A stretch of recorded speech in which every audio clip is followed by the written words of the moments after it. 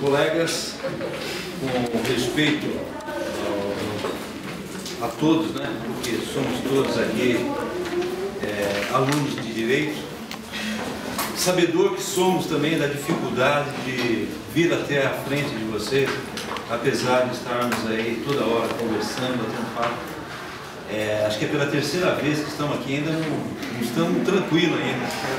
O joelho treme, então... E o respeito que temos que ter com o colega que está aqui falando, né? Porque o mesmo trabalho que todos tiveram, né? A gente sabe quanto é a dificuldade para fazer a pesquisa, quanto que é para a gente se reunir. Então, algum erro, alguma falha, um gaguejar, então eu queria que fosse relevado e também não fosse interferido na hora de estar falando, né? Porque de repente quebra o pensamento, quebra o desenrolar daquela ideia, né? Feito isso, agradeço aí e vamos começar então o tema, né, que o professor Jordi nos passou, que é os principais povos que interessam ao direito na antiguidade. O que vamos dizer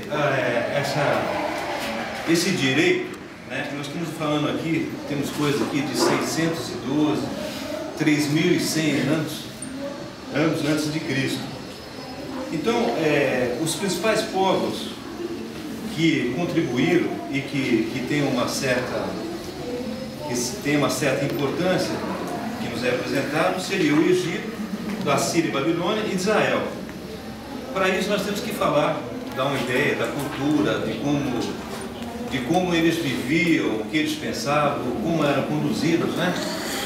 Vamos dar uma pequena noção, porque o tempo é curto, não dá para a gente ficar se estendendo muito e tem mais colegas. Então, resumindo, a expressão Estado teológico é o que melhor exprime o traço dominante das antigas civilizações orientais. A teologia, a moral e a política interferem sim no campo do direito, a tal ponto que nos livros sagrados, as normas religiosas, éticas e políticas, elas se confundem, predominando o espírito dogmático, enotando a ausência e o espírito crítico.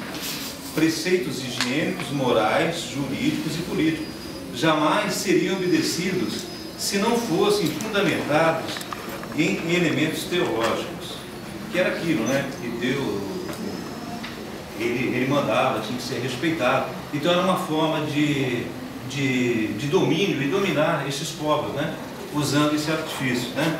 Seguem, portanto, aqui as características. Eu vou falar agora do Egito. É interessante a cultura egípcia, porque eles tinham um caráter fundamentalmente religioso. A influência da religião é integral. Só que tem um detalhe, não transformava o egípcio no místico. Os seus traços religiosos transformam o sentido vigoroso da vida. E são um povo muito alegre. Aqui vamos falar do monarca faraó.